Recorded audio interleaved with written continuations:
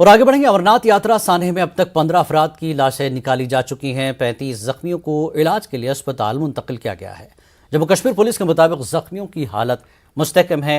Senior अफसर जाती तौर पर बचाव ऑपरेशन की निगरानी कर रहे हैं। हमारा पूरा यात्रा चालू होंगी और नागपुर से आए हम और हमारे साथी कम से कम 20-25 लोग साथ में आए हुए हैं और यात्रा आज आराम करेंगे और कल निकलेंगे। जो उसके साथ हम लोग कौशाम्बी जिले से आए, उत्तर प्रदेश का एक डिस्ट्रिक्ट पड़ता है प्रयागराज के बगल से। हम लोग करीब 28 तारीख को निकले हुए हैं और कल हम यहाँ आए। हमारा रजिस्ट्रेशन 4 तारीख को हुआ, 8 तारीख को मेडिकल हुआ, 10 की डेट मिली है। कल वहाँ से निकले हैं। यहाँ आने के बाद मौसम खराब होने का पता चला। यहाँ आर्मी का, यहाँ पब्लिक का जो सपोर्ट मिल रहा है, फौजी भाई और गवर्नमेंट के यहाँ से जो अपने यहाँ सभी यात्रियों से अपने ये जो सेवा दे रहे हैं, काफ़ी अच्छे से दे रहे हैं। वो अपने अच्छे से तन मन धन से पूरी